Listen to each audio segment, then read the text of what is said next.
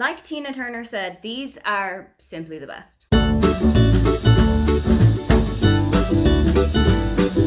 Hi, welcome, come on in. My name is Aoife and today I am taking you through my favourite books by my favourite authors. For somebody to take the title of favourite author, I'll need to have read at least 3 of their books and given all 3 of those a pretty high score. We're talking about a 4-star or up. So if an author will fit into that category, I'll generally put them on my favourite shelf. But also, some of their books will impress me a little bit more than others do. The authors that are on this list, well, they won't pretty much surprise you if you've been here for a bit, but I do wonder if some of the books will surprise you. First up is Caroline O'Donoghue. I've read quite a few of her books and I have loved so many of them, but the one that really sticks out to me, and possibly the one that I can most relate to, is The Rachel Incident. This is set in Cork in 2009 and it follows Rachel. She's in her first year of university and she's living in a house share with her best friend James. Rachel has got a massive crush on Fred, her English professor.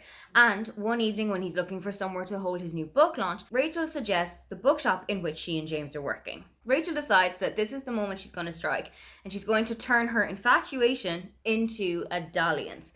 But things don't go according to plan when the one that Fred actually ends up falling for is James. The entirety of the book follows then a huge story of covering up, of infidelity, of kind of keeping everything under wraps and under secret. But that isn't the only thing that's in this book. Like most of the world, in 2008 and 2009, Ireland was going through a huge economic recession. But just a couple of years prior, we'd actually been going through a huge moment of economic prosperity, which you might have known as the Celtic Tiger. So going really from riches to rags for so many people was quite jarring. And you can really see that experience in Rachel and her family situation and how she is so confused and concerned about how the family has lost so much money and how they're going to keep things afloat. I also really loved that it touched on so many social issues in Ireland. It references the abortion referendum of 2018, it references the same-sex marriage referendum of 2015, and there are so many points in this book that I just felt like I had seen myself in the pages. None more so than when Rachel is just walking through the streets of Cork City. I grew up really close to Cork, so that is the place that my parents and my family and I would have gone if we were going on like a shopping day out. So seeing all of these things that I vividly remember and can actually picture myself walking down the street was just a huge connection for me in this book. I have read all of Emily Henry's adult contemporary romances since they came out, and the one that I love the absolute most is Funny Story. Now, I had been going off of a bat of back-to-back hits with Emily Henry, so I was kind of wondering when the wall was going to come. It did not come with Funny Story because the second that I met Miles Novak, I instantly fell in love with him.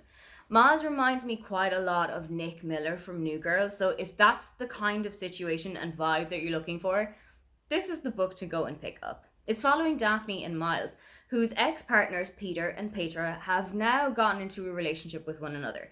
They had been childhood best friends and had always denied any kind of feelings with one another until Peter's stag do. And suddenly, they are now together and they're planning an entire future together. This leaves Daphne and Miles out on the cold, but Miles has got a spare bedroom and Daphne's looking for a place to stay because Peter and Petra have taken over her house, so she moves in with Miles. When they get an invite to Peter and Petra's wedding, they decide to turn up together as a couple to really mess with their ex-partners' heads. But it turns out that those feelings they're faking might not be so fake. I really love a fake dating story, and I loved the mixing in of a roommate's forced proximity trope in here. It was just such a lovely story to read. What I also really enjoyed was Daphne finding herself in a town that she didn't grow up in and that she had really moved to just for Peter. That's a kind of a situation that I have been in previously. So when I saw that in the pages of this book, I knew that it was something I was going to connect to. When you're trying to make your own identity and to grow your own roots in a place that you were never really expecting to be planted. I have read all of B.K. Barson's Love Light Farm series, and I love that it goes all through the 4 seasons, starting in autumn and then ending up in the summertime. But my favourite book of hers at the moment actually comes from a completely different series. That book is First Time Caller, and it's the first in the Heartstrings trilogy. This is one of my favourites for one specific reason. It is a reimagining of Sleepless in Seattle. This whole trilogy is actually going to be a reimagining of all of the Nora Ephron movies, and this one is a reimagining of Sleepless in Seattle. Now, I adore all three of the Nora Ephron big hitters, so when I heard that this series was coming out, I knew it was one I wanted to get my hands on. But I absolutely love how much BK Barson made this work for a modern audience. It does have all the same hallmarks of Annie and Sam's relationship from Sleepless in Seattle, but it also has a couple of other subtle differences, such as the fact that in this story it is actually a single mother, and she is now co-parenting with her child's father, who is married to his husband and lives next door. I really loved the huge family feeling that this book had, but I also loved the kind of radio show that we had got going on through this.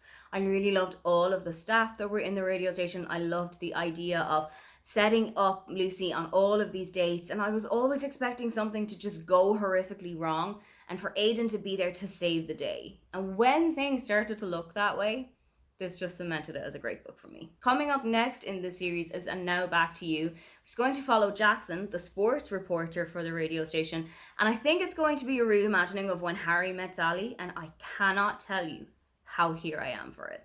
Fredrik Backman has ripped my heart out, crumpled it into pieces, and then tried to stitch it back in together a couple of times, but none of the books that I have read from him has made as much of an impact as Beartown did. Beartown and I have a funny history. I tried to read this back in July of, I think it was 2020, 2021, and that just didn't work.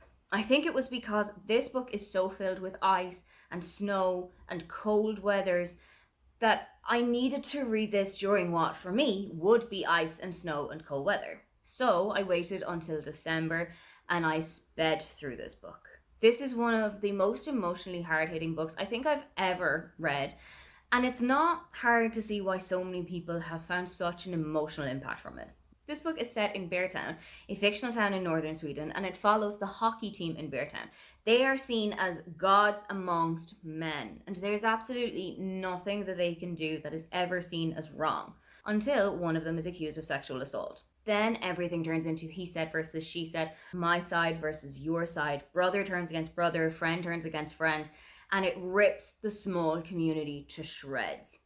I haven't read any of the other books in the series because I don't think I'm quite ready for what they're going to do to me emotionally, but I just know that they're going to absolutely blow me away. Look, it might be the confirmation bias talking, but my favorite book of Christina Lauren's has always been The Unhoneymooners. And I think that the reason for that is that it's the first kind of steamy romance that I ever remember reading. I read this back in May of 2020 when my channel was very much in its infancy and I was kind of looking for what direction I wanted to go in. This book just spoke to me. Olive's twin sister Amy and Ethan's brother Dane have just recently gotten married, but there is one problem. Everybody at the wedding reception was struck down with food poisoning, apart from Olive and Ethan. They have been tasked with going on the honeymoon and pretending to be their siblings. It's just that Olive and Ethan can barely stand to be within 2 centimeters of one another. But when they go on holiday and do all of these romantic couple things like couples massages and going off on like horseback riding on the beach, it starts to open a completely different side to the other they were never expecting. I do know that there has been quite a lot of discourse and kind of discussion about this book, but I just cherish it for what it was at the time that I needed it. When it comes to Talia Hibbert, I have mainly read her traditionally published stuff. I've read a couple of her self-published Nixon House books, but my absolute all-time standout is the Brown Sister trilogy. And of those, my favorite book is Take a Hint, Dani Brown. That is for one reason and one reason only. Zafir Ansari. I absolutely adore this man. If I am ever looking for an example of what my book boyfriend would be, this man is it. He is supportive, he is friendly, but he also reads romance books, unashamedly and unabashedly listening to audiobooks of romance books at work, and he plays rugby. As somebody for whom sport takes up quite a lot of the hobbies that I enjoy, that was a big tick point for me. But when I saw that he was listening to a romance book while he was just waiting at the security desk, I just knew that I had to have him. The reason that I love Dani so much is because of how completely outspoken that she is. I love that Dani is so unabashedly herself and that she's so comfortable in who she is. I also love that she is unashamedly bisexual and brings that up as a point of, and does it make a difference to who I am when anybody questions it?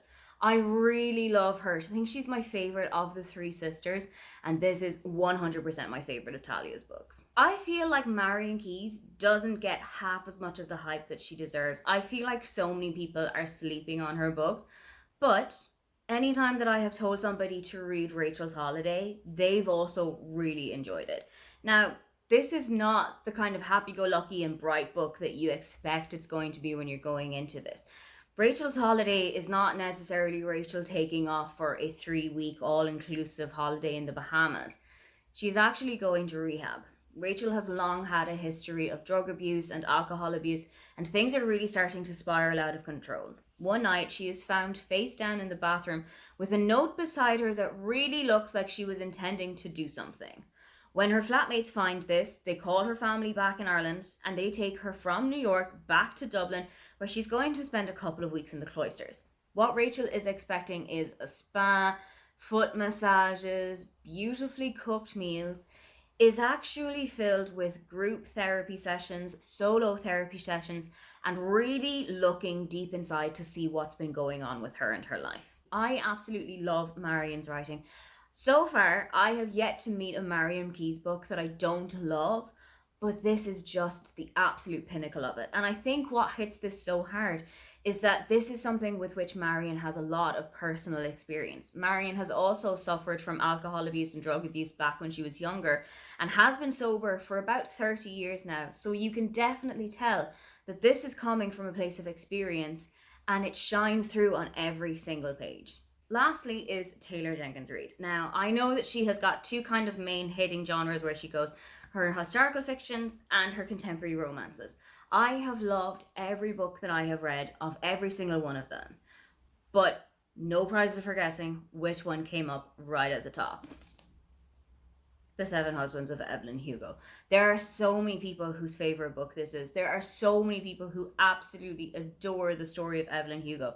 There are so many people who are almost convinced that Evelyn is a real life Hollywood starlet and that they are waiting to see her latest review come out. They're waiting to see her next movie. They're waiting to see her on Graham Norton's couch. I love escaping into this world. I absolutely love the glitz and the glamour of it, but also seeing what goes on behind closed doors and how the lives of our favourite Hollywood starlets actually are. We're kind of watching Evelyn go from rags to riches and to really expanding her power and finding out who she really is. And I also love actually watching Evelyn be who she really was. Because Evelyn was famous in a time where different would have been seen as one of the worst things that you could ever be.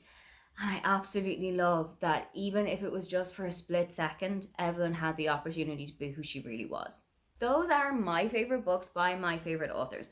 What is your favorite book by your favorite author? Should we go and check it out? If you'd love to leave me a comment but you can't think of anything you'd like to say, then just leave me a book stack emoji. Don't forget to like and subscribe because I have new videos up every week. Now, get on out of here.